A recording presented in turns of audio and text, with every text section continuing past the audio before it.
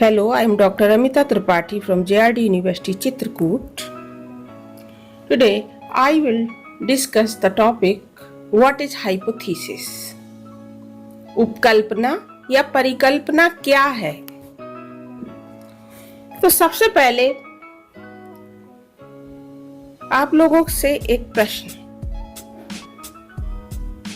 किसी भी प्रकार के अनुसंधान का प्रारंभ कब होता है?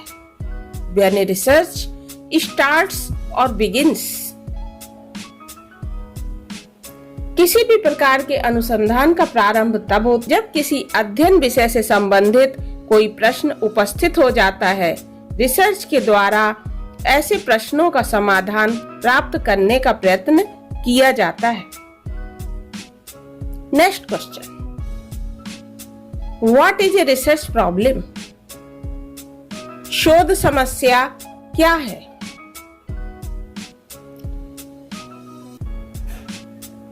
शोध समस्या किसी विषय वस्तु के बारे में एक ऐसा प्रश्न है जिसका वैज्ञानिक रीति से सही उत्तर ज्ञात नहीं होता है। Now come to the next question. What is a research hypothesis? एक शोध परिकल्पना क्या है या अनुसंधान की उपकल्पना किसे कहते हैं?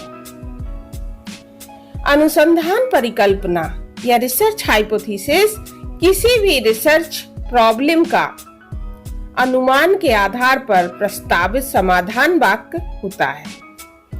हाइपोथेसिस में दो या दो से अधिक वेरिएबल्स के बीच प्रकार्यात्मक संबंध के स्वरूप का कथन होता है। तो उपकल्पना की प्रकृति क्या है, नेचर क्या है, इसको समझने के लिए आवश्यक है हम हाइपोथेसिस की कुछ प्रमुख परिभाषाओं को डिस्कस करें। तो अलग अलग विद्वानों ने हाइपोथेसिस को अलग अलग ढंग से डिफाइन किया है। सबसे पहले हम लेते हैं टाउनसेंड की परिभाषा। टाउनसेंड के अनुसार A hypothesis is defined as a suggested answer to a problem. उपकल्पना किसी समस्या का प्रस्तावित उत्तर है। कर्लिंगर के अनुसार A hypothesis is a conjectural statement of the relation between two or more variables. कर्लिंगर के अनुसार उपकल्पना दो या अधिक चरों के संबंधों का अनुमान संबंधी कथन है। मैकगुइगन के अनुसार a hypothesis is A testable statement of A potential relationship between two or more variables. McGuigan के अनुसार उपकल्पना दो या अधिक चरों के संभावित संबंध का एक परीक्षण योग्य कथन होता है।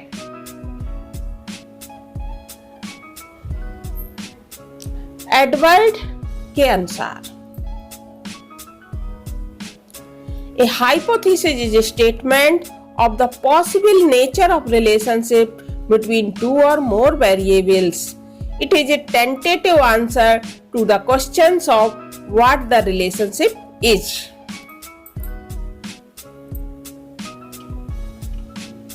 तो इन परिभाषाओं का अगर हम विश्लेषण करें तो हाइपोथेसिस के अर्थ और प्रकृति को समझा जा सकता है।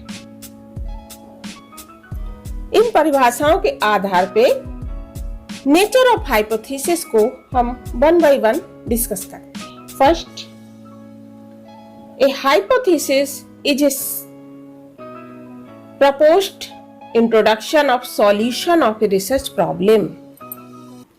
A hypothesis is a proposed introduction of solution of a research problem.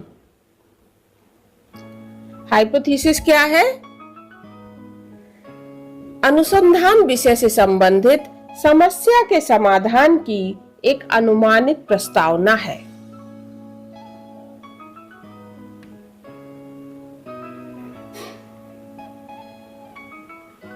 Next, there are 2 or more variables in this suggested introduction. इस अनुमानित प्रस्तावना में 2 या 2 से अधिक वेरिएबल्स होते हैं। Next, the nature of this proposed introduction is testable. मतलब उपकल्पना में जो 2 या 2 से अधिक परिवर्त होते हैं उनका स्वरूप परीक्षण योग्य होता है, टेस्टेबल होता है, जिससे उनके प्रकार्यात्मक संबंधों का आनुभविक या एम्पिरिकल अध्ययन किया जा सके। Next, on the basis of logical explanation of the problem hypothesis the validity of obtained result में बी डन बाय फैक्ट्स। परिकल्पना समस्या की तार्किक व्याख्या के आधार पर प्राप्त परिणामों की वैधता की जांच तथ्यों के आधार पर की जा सकती है। Next, a hypothesis may B favourable और अनफेवरेबल ऑफ कॉमन नॉलेज। एक उपकल्पना कैसी हो सकती है? उपकल्पना साधारण ज्ञान के अनुकूल भी हो सकती है और साधारण ज्ञान के प्रतिकूल भी हो सकती है। Next, after testing a hypothesis may be proved true और false both. It means it may be accepted और रिजेक्टेड बोथ। अर्थात परीक्षण के बाद हाइपोथेसिस सत्य भी सिद्ध हो सकती है और असत्य भी सिद्ध हो सकती है। अर्थात ये एक्सेप्ट भी हो सकती है और रिजेक्ट भी हो सकती है। Next, a hypothesis is always presented as a declarative sentence. एक उपकल्पना हमेशा एक डिक्लेरेटिव सेंटेंस के रूप में प्रस्तुत की जाती है। तो ये कुछ आपने देखा हाइपोथेसिस की प्रकृति। तो इस प्रकार स्पष्ट है कि उपकल्पना क्या है? किसी भी अनुसंधान की प्रक्रिया में, रिसर्च प्रोसेस में प्रॉब्लम या समस्या का चयन करने के पश्चात एक उपयुक्त परिकल्पना हाइपोथेसिस की रचना आवश्यक होती है। इस रिसर्च प्रॉब्लम में जिन वेरिएबल्स के पारस्परिक संबंधों के बारे में प्रश्न उठाए जाते हैं, उन्हीं संबंधों का अनुमान लगाकर उसे परिकल्पना के रूप में व्यक्त किया जाता है।